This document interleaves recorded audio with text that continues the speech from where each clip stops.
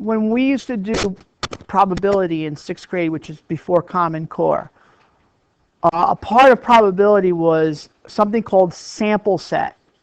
Okay, sample set was very simply, I'll give you for example, when you roll one dice, what are all the possibilities it could be? That's what we call a sample set. Okay, and then we would build from that. What's the probability of rolling a 1? 1 out of 6. What's the probability of rolling a 2? 1 out of 6. Okay, so variability is very similar to, you start in the same way. You want to look at all of the possible choices that can satisfy or answer that question. So if you take a look at A, number of pencil in a typical student's pencil case. The answers can vary, right? It's a statistical question, no doubt. But give me some possibilities of what it could be. 3. 5. 10. 2. 1. Do we kind of agree it's probably going to be in that range of 1 to 10? Maybe even 0, right? Okay? But it's certainly not going to be 30. And even if you do get one with 30, that's not typical. So you're really looking at, and put it on the outside here, maybe 10 possibilities with that. Birth dates, though, birth dates within a given month. Well, how many days are in a given month? Around what? 30. A lot more spread out. A lot more possibilities of it being anywhere between. Birth dates of students in math class. Birth dates. Dates, just the numbers in the month. Okay? All right? Yeah, it could be any one of those days, but all of the numbers repeat themselves from month to month.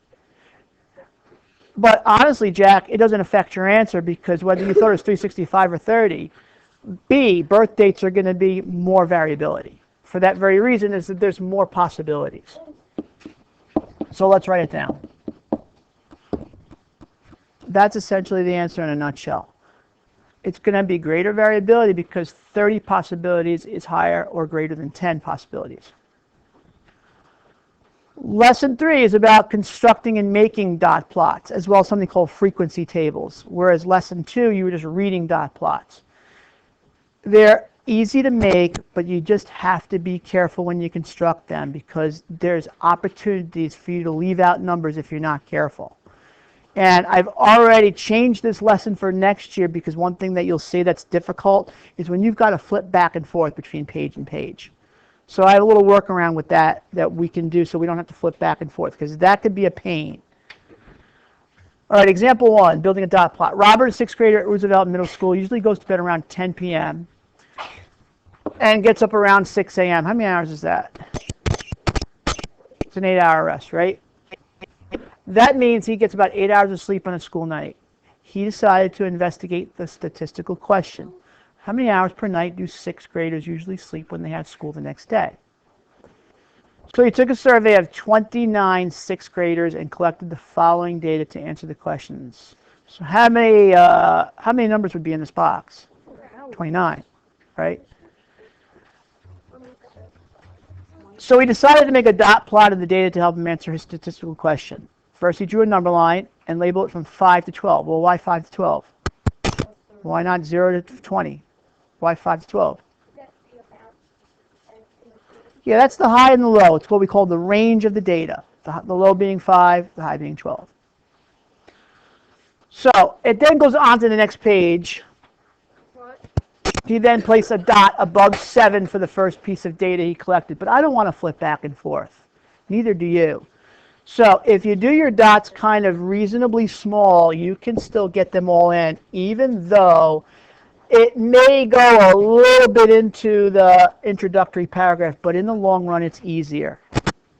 Okay, now watch how I want you to do this. First of all, the neatness of your dots count. I'm like neurotic when it comes to making dots. I want it to look nice, because if I can't read your dots, stop a minute. Just listen, I'll give you time. I know you want to do it your way, just do it my way first. As you plot your dots, either put a line or a check above the data point that you're plotting. Now, we can cheat a little bit. I'm going to start off with the 7. I'll put a line through it. One line, don't scratch it out because you may have to look back at it. And put a dot above 7. And it goes there, as neat as you can. Now, what you can do, if it cuts down a little bit of time, is do them in groups of 3. 8, 5, 9. So watch what I do. 8, 5, 9, but then cross out your 8, 5, and 9. Okay? If you do them in 3s and cross them out in 3s, that's better than having to try to do them all at once and not cross anything out. So I'm going to do it, you do it, and then we'll touch base back here, and then I'll tell you what to do to make sure that you've got them all. I'm done. How about you? Did you have your dots run into the words a little bit? That's okay. How would you confirm that you got all of your data points plotted correctly? What should you do to make sure that you didn't leave anything out? Sophia? Count what? Count your dots. How much should the dots add up to? 29. 29. So do that now and make sure. I've got to do the same because I'm no better than you are. All right? Do that now. 29 is good, right? Yep. All right. Flip on to the next page. Now, unfortunately, we do kind of have to flip back and forth a little bit, but it's better than having to flip back and forth after plotting your dots. So this is already done, and I'm not going to make you copy it over again. All right, so now it's just, you're right back to what you did in lesson 2. It's reading your dot plot. What's the least? What's the most? 5, 8, 9. What's the least? What would the least amount of hours? Look back to your dot plot. 5 and 12. What did you say? 5, 6, and 12. Okay. Don't count the amount of dots. Count the one. When you do this, guys, let's just so you know what's what. This is what representing what? Those numbers are representing what? Hours of sleep. What are the dots representing? People. Okay, this is people or kids. And this here is your number of hours slept. So be careful with that. This is telling you that one person slept 5 hours. This is telling you that 3 people slept 7 hours. So now go back to the question. What was the least amount? Not the least amount of people that slept 5 hours. What's the least amount of hours slept by a person or more? Go ahead. 5, 6, and 12. Yes, they all have 1.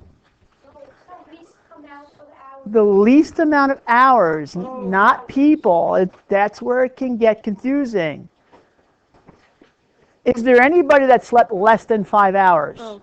5 hours is our least. Don't make it any more difficult than that. 5 hours is our least. What was the most? Faz? 12 hours was the most. Very good. And again, they're not asking you how many people yet. They just want to know, in that range, 5 was your least and 12 was your most. Yes, sir? Now we have to take a look at the amount of people. What's the most common hours slept based on your dot plot? Luke? 9 hours. Because you had, I don't know, how many people are there? How many kids? 9 people, 9 kids slept 9 hours. That was the most amount for that hour interval.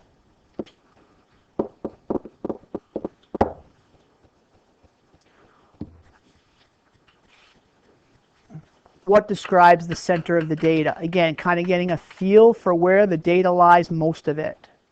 8 and 9. I would agree, between 8 and 9. 8 and 9.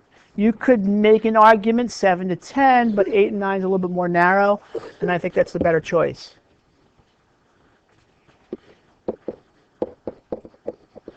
As we advance through the module, I will show you how to do that empirically, mathematically, so it's exactly, you know exactly where the center is. Okay? You'll learn about that. I think we get to that in lesson 5. So this one's random, okay? Because everybody, the answers are good. This is a perfect example of a statistical question. The answers are going to vary. That's why on the key I have no answer. Think about how many hours of sleep you usually get on a school night, and how does your number compare with the number of hours of sleep from the survey of the sixth graders? Anybody just want to volunteer? No. You might be a little different because you were not feeling well. Well, unusual, dude. What do you usually sleep, Marcus? On a school night. Well, let's do some math. What time do you go to bed, bud? I sleep 11. 11. No. What time do you go to bed? Like 9:40, 9:40. Okay. What time do you get up? 7. That's not 11 hours, bud. 10 and a half. Let's see. 9:40. Let's round that to 10. It's about 9 hours. I'm counting. I'm not counting 11.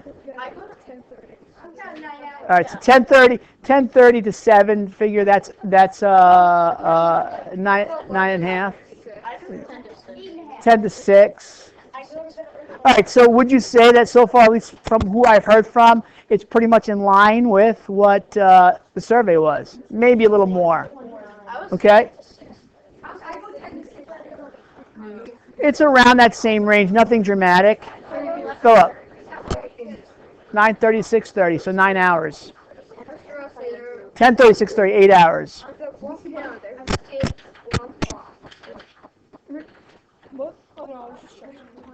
I think 11:30. 11:30, you're a late night owl. I go to bed if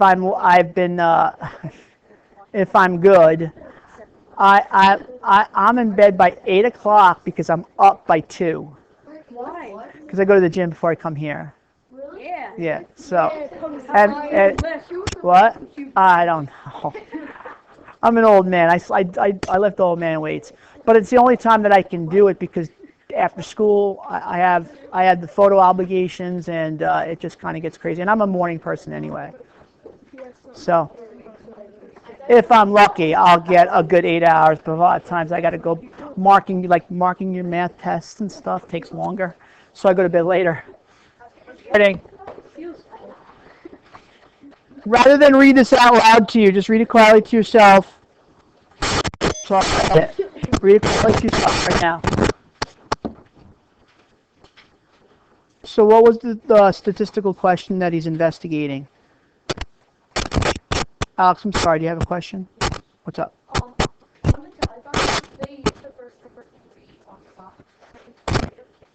I'm sorry, what?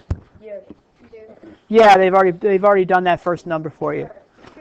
What is the statistical question, Colin? How many hours per week? Okay, great. And then how many hours of data did he collect? Marcus? No. How many different data points do we have? 12. No. Data set. How many numbers are in the data set? Remember we talked about sample set? 26. Do you see why it's 26? Yeah. All right, data points or data sets or it's a data set is what it is. Do it the same way as you do the dot plots. You can do them in sets of 3, but then cross them out. So 3 is already done for you. I don't know where my marker is. I'll just use my finger. And so watch, 206. But here's how you do tallies. Instead of dots, you do like little lines. 2, what was it, 206? 0. This is going to be tricky for me because I got to scroll up and down. And then cross them out. What do you do when you get to 5? How do you show 5 as a tally count? A little horizontal crossbar, right? Remember doing that in elementary school? Yeah. A little diagonal to show that there's a 5, and then you give it a little space for the next set of 5? We do it when we do marker words. Yes, of course. Okay, do the rest of your data points, or in this case, it's your tallies, and then we'll see how you did. Okay, I am done. Now, frequency represents the total counts for each, how frequent it was for those hours. So you just add them up. So how many total hours, or how many total kids have 0 hours playing a sport? So 3 goes here.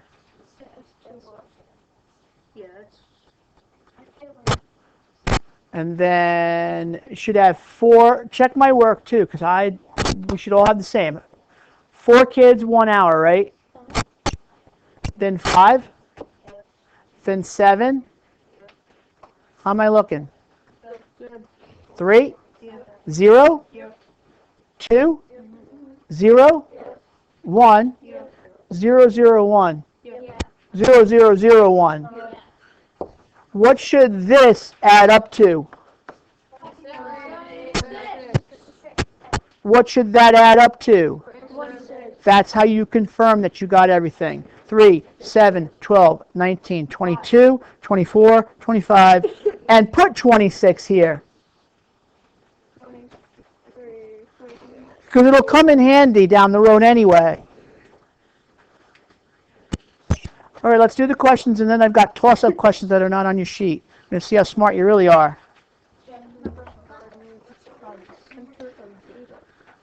So go back. You'll find with tally tables, they're a little bit less visual than dot plots. What do you need? Of course. Okay. Or you could use the electric one over there by the Yankees. Because they're on a winning streak. So what do you think? What do you think the center of the data is? Think of the tallies as like little dots.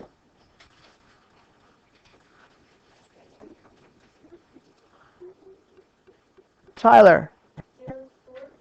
0 through 4. I would be okay with that. There seems to be a lot of it in that 0 to 4 range. Anything different? Want to say anything different? 1 to 3 is a little bit tighter, but you could do that too. You can make an argument for 1 to 3. 2 to 3 also. The top 2 are 2 to 3. So again, answers will vary as long as you can justify it. I have on mine 2 to 3. Those were the top 2. If you put 0 to 4, as long as you see it and can justify it, that's fine too. But there's only one right answer for question number 2. How many 6th graders reported that they spent 8 or more hours a week playing a sport or playing outdoors? Geneva, that would be 2. Does everybody see why it's 2?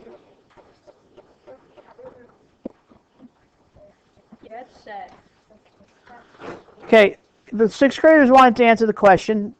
This is the original statistical question. How many hours do 6th graders spend per week playing a sport or playing an outdoor game?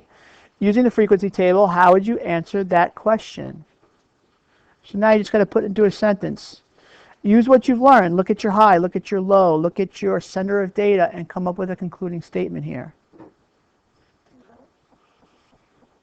Phil, you want to give it a crack?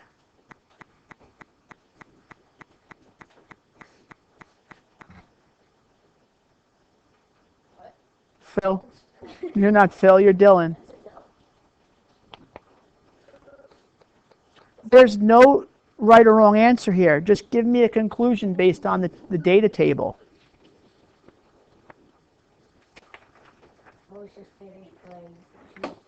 That'll work for me. A majority or most spend 2 to 3 hours per week.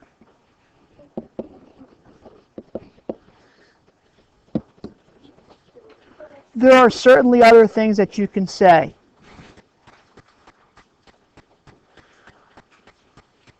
But that's a true statement. A majority are going to play 2 to 3 hours per week. Okay.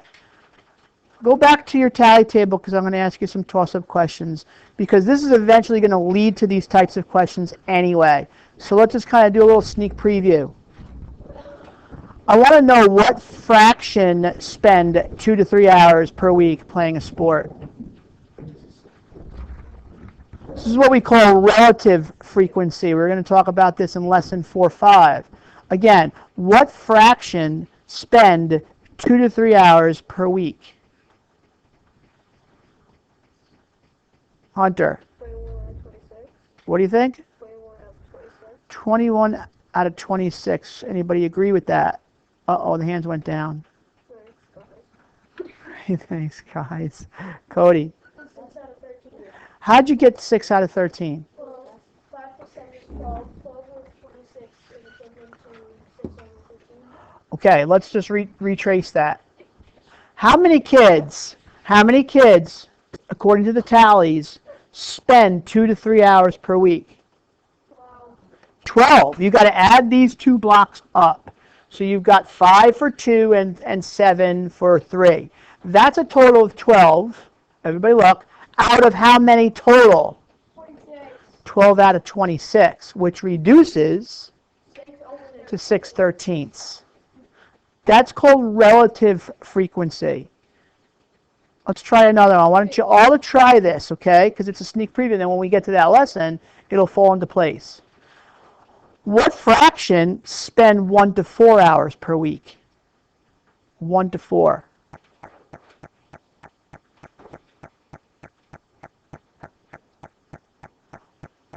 Don't look here. Look on your tally table because you got to add up something to do it. 1 to 4 hours.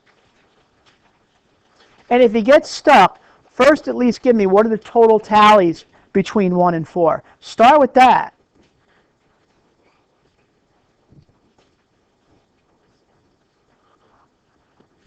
Alex, before you give me your answer, how many kids spend 1 to 4 hours? Count it again. Look, bud, 1 to 4. Here's 4, here's 1. 3 plus 4 is?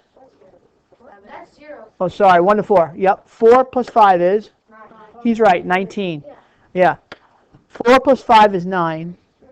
Plus 7 is 16. Plus 3 is 19. 19 out of how much? 19/26 is our answer. One last one. I want everybody to do this. And circle it on your sheet when you have the answer. I want to see if you can get it. Ready? I'm going to put you on the hot seat. I'm going to do a walkthrough. I want to make sure you get it. What fraction spend more than 4 hours per week? More than 4 hours. Do it, and I'll come around. Here we go. More than 4 hours. And going back to what we did in Mod 4 and Mod 5. Greater than 4. Not equal to. Okay, so how many kids, according to the tally table, spend more than 4 hours per week? Ben? How many kids? Don't give it to me as a fraction just yet. Out of how many total?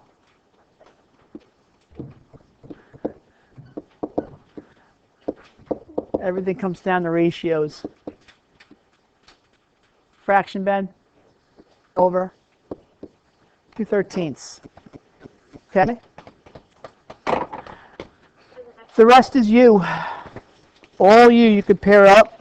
At some point, when you get to the dice, I have to check everything leading up to dice. For now, yes, but when we do dice, everybody's back in again. It's just easier.